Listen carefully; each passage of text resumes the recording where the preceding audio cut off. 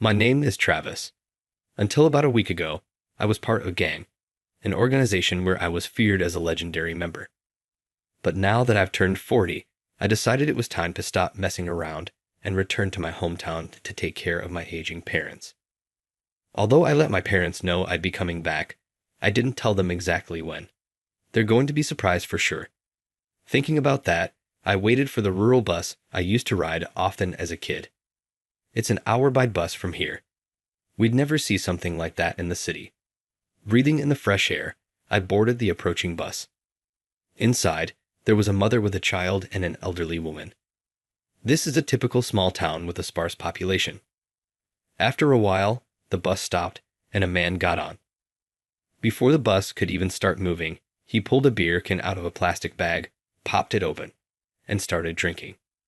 In no time, several cans were empty, and his body began swaying along with the motion of the bus.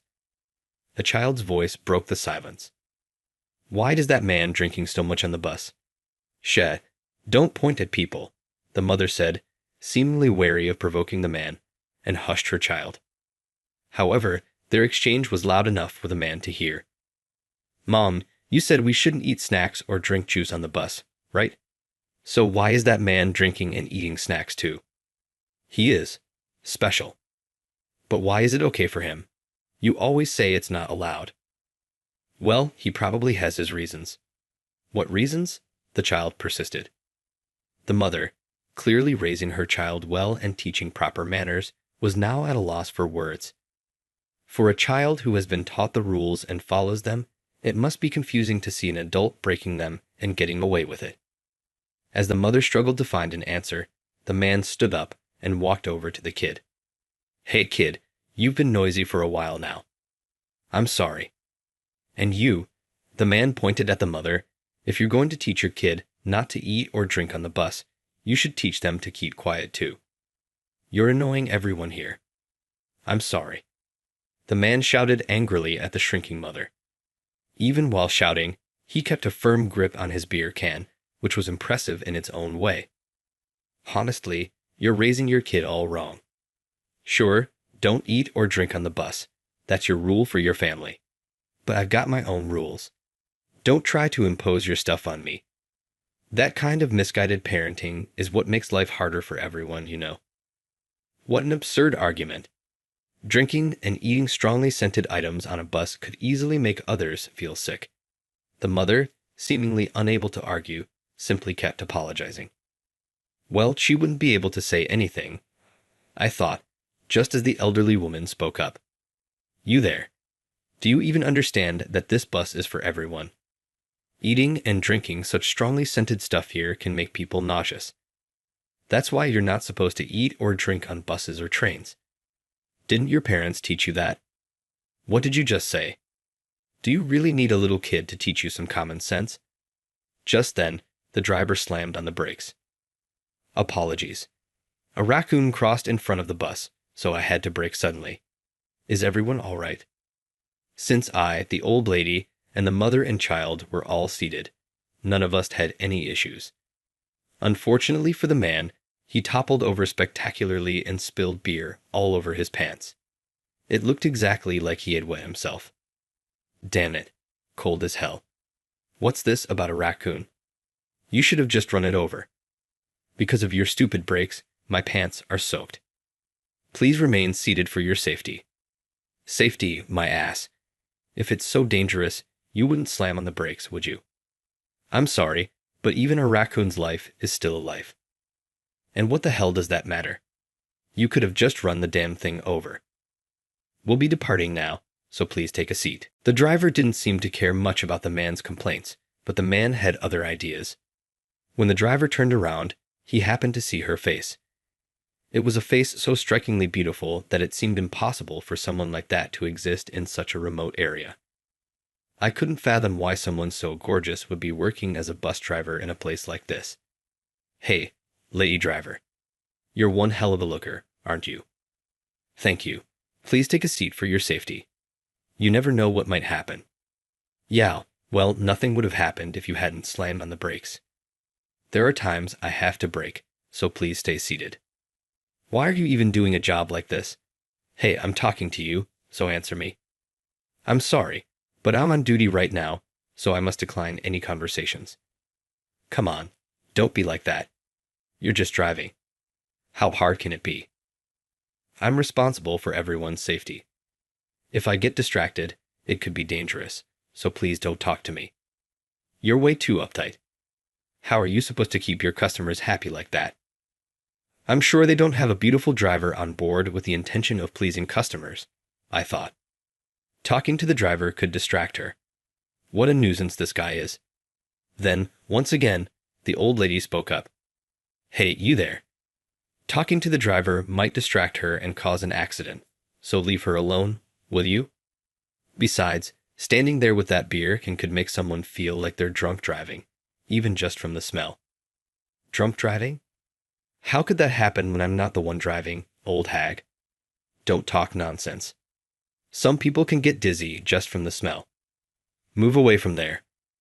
I like this driver, old hag, so no, I'm staying right here. It's a miracle to see someone this beautiful in a town like this. A once-in-a-century event, I tell you. No way I'm letting this chance slip by. No matter how rare, you're getting in the way of her driving. Now move. Shut it, old hag.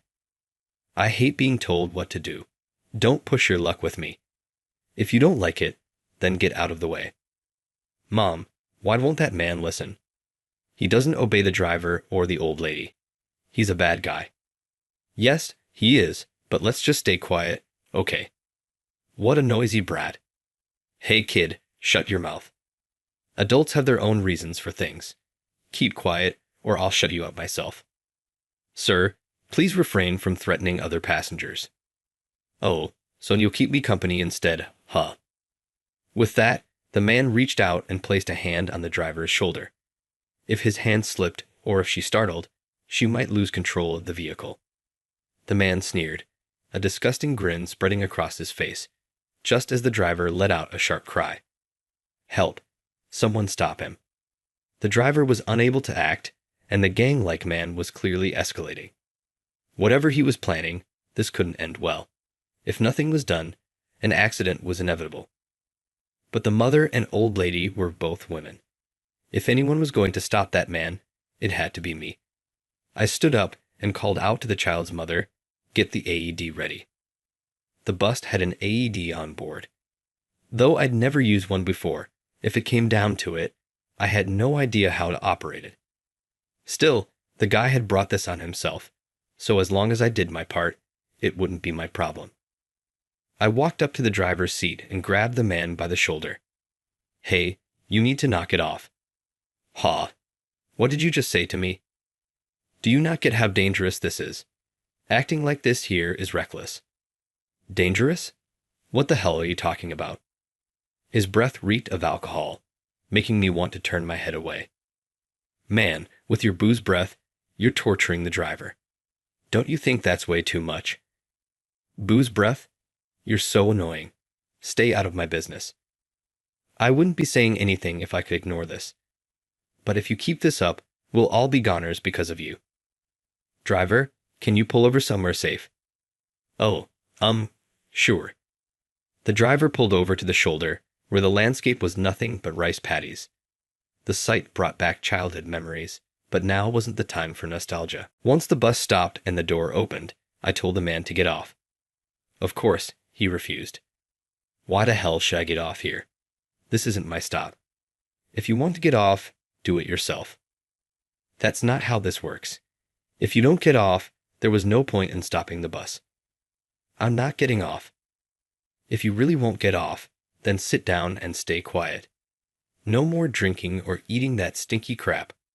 Stinky. You've been going on and on about stinky. Shut the hell up. It's stinky, so I'll call it stinky. If it weren't, I wouldn't say anything. And you sticking yourself to the driver is making everyone anxious. If you want to go to the other side, go by yourself. Who said I want to die? You're acting like it, distracting the driver and pulling this crap. If you weren't looking for trouble, you wouldn't do this.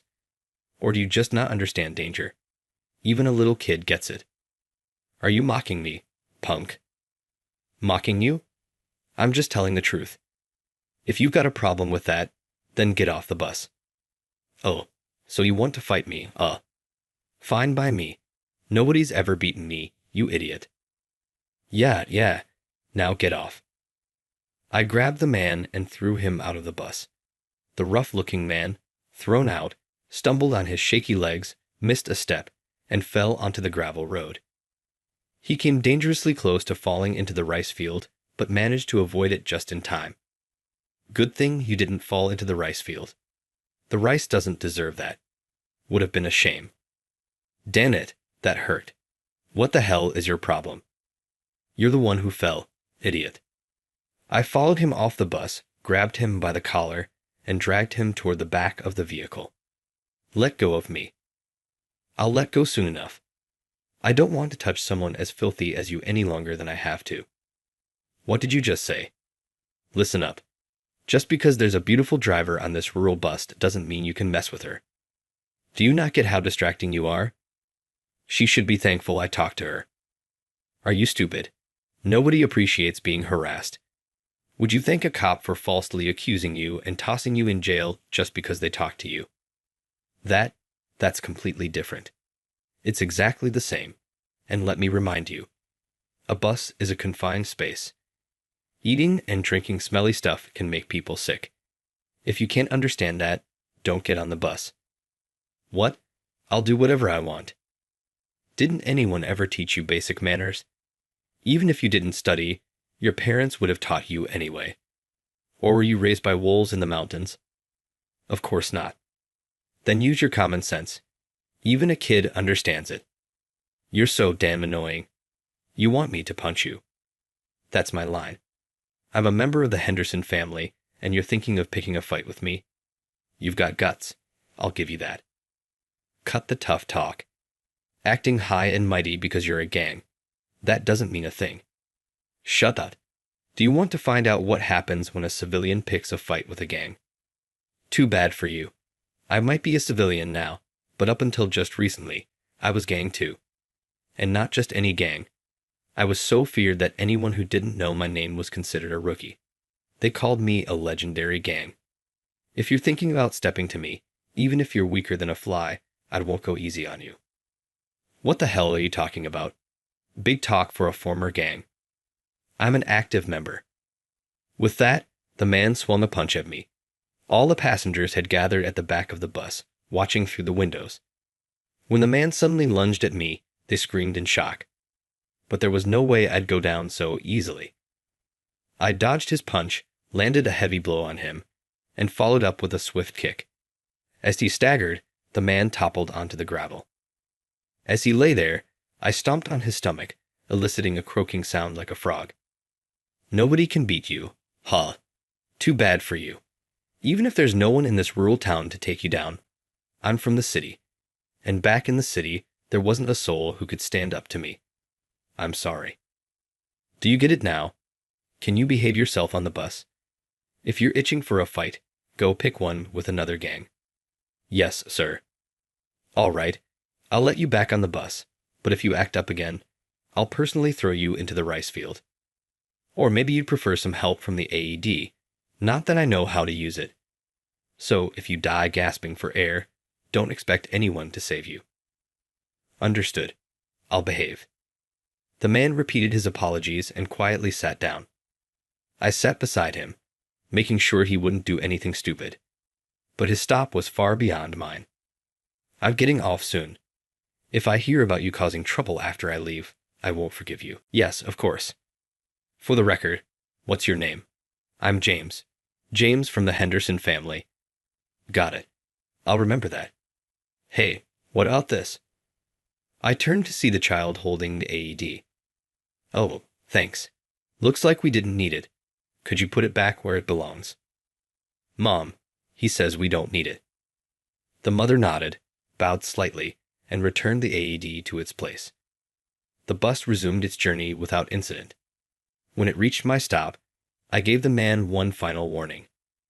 He lowered his head in embarrassment. The next day, I was enjoying a leisurely breakfast prepared by my mom, sipping tea for the first time in ages. As I glanced at the local newspaper, A large headline caught my eye. Bus accident. A bus accident. Reading further, I realized it was the same bus I had ridden yesterday. What the hell happened? The article explained that the accident occurred after I got off. The driver had lost control and crashed into a guardrail. The passengers were thrown from their seats, and the driver sustained serious injuries and was now hospitalized. The first thing that came to my mind was the gang from yesterday. I decided to visit the hospital to check on the driver and get some answers. The hospital room was a shared space with a few other patients, but she was hiding behind a curtain, clearly shaken. "Hey, it's me from yesterday. Oh, you remember me?" "Yes."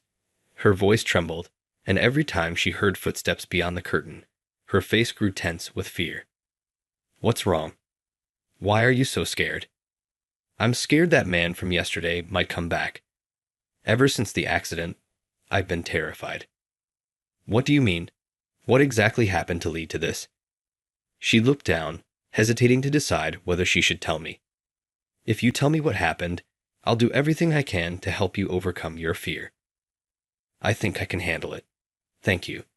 Actually, after you got off yesterday, that man started making a scene, and the bus was in chaos. Somehow, I kept driving, but when we got to the stop where the elderly lady was getting off, I stood up to help her. That's when he jumped into the driver's seat and sped off. He crashed straight into the guardrail. None of us expected something like that, so we weren't braced for it. That child was thrown out of their seat. The elderly woman fell while standing and hurt her back, and I suffered a fracture myself. That man came up to me afterward, not to help, but to threaten me. He said if I told anyone about what happened, he'd come back to kill me. Ever since then, I've been scared he might come for me." "So you told someone about the culprit, didn't you?" "I had to report what happened to the company, so yes, I did." "I see. That's how it is. Huh. Do you think he'll really come?" "What should I do if he does?" The sheer audacity of causing such a deliberate accident and fleeing afterward filled me with nothing but rage. "Don't worry. If it comes to that, I'll handle it.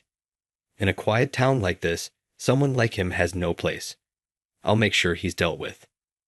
Thank you so much. Please, I'm counting on you." With those words, she bowed her head to me. As soon as I left the hospital, I headed straight for the office of the Henderson family that man belonged to.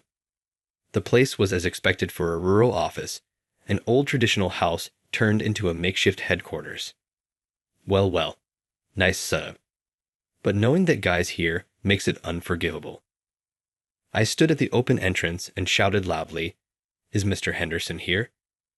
After yelling several times, a young member came out. When I demanded to see Mr. Henderson, he himself emerged from the back. "Who are you? I don't recognize you." "Yeah, I figured. I'm Travis." "And what are you here for?" "You heard about the bus accident yesterday." "Of course. I'm here to talk about that." "I'm not sure what you mean, but come on in." I was allowed inside and guided to a room with a sofa. While Mr. Henderson seemed welcoming, his subordinates were clearly tense, wondering what I was going to do. "All right, so what's this about? Do you have a guy named James here?" "Yeah, James is one of ours. He's the one responsible for that accident." "What do you mean?" I explained everything that had happened the previous day in full detail. I thought that once the boss understood what his man had done, he'd take appropriate action to discipline him. But it seemed I was far too optimistic. "Oh, and what of it?" "What?" "I've got to hand it to you for barging into our turf, but as far as I'm concerned, I couldn't care less about what you're saying. Some civilian accused my guy of what? So in this town, gangs don't think twice about hurting civilians. Of course, it's not ideal for us to mess with regular people, but so what? This doesn't tarnish our name in any way. Why should I bother listening to this story and get all worked up over it? At the end of the day, it was just one guy acting on his own." "What? That accident caused serious injuries to innocent people." "Yeah, and that's no big deal to us." "So that's how your group operates." "Huh. That's right. There's nothing to worry about on our end." I see I really misunderstood, didn't I? I didn't think a small-town gang like you would be so bold. Seems like you're the one misunderstanding something. This is a gang office. You think you can just waltz in here and demand an apology for something one of my guys did. That's not going to happen. Got it. That makes things crystal clear. In that case, I guess there's no choice but to take down your group. Huh. What the hell are you saying? A regular guy like you thinks he can take us down? Yeah, an ordinary civilian wouldn't stand a chance. But I'm no ordinary guy. I'm an ex-gang member, and not just any ex-gang. I was part of the Kennedy family, one of the most powerful in the city. Taking down a small-time operation like yours? That's nothing. The leader of the Kennedys. That's right, the legendary gang from Kennedy.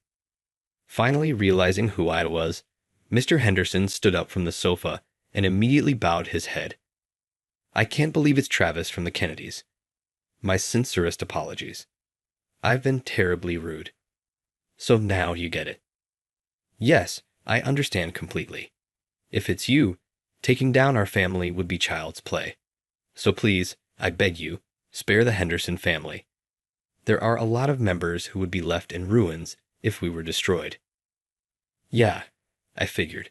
So how are you going to make this right? Hey, call James. Tell him to get here immediately. At the boss's command, a young man scrambled to make the call. James arrived quickly, but when he saw me sitting on the sofa, his face turned pale with shock. James, what exactly did you do in that bus accident yesterday? I didn't do anything. Travis here knows everything about what you did. However, James seemed convinced that I had no idea what happened after I left. So he spewed nothing but convenient lies. Knowing the truth, I approached James, grabbed his hand, and faced him directly. James, if you don't tell the truth, this hand of yours might not work anymore.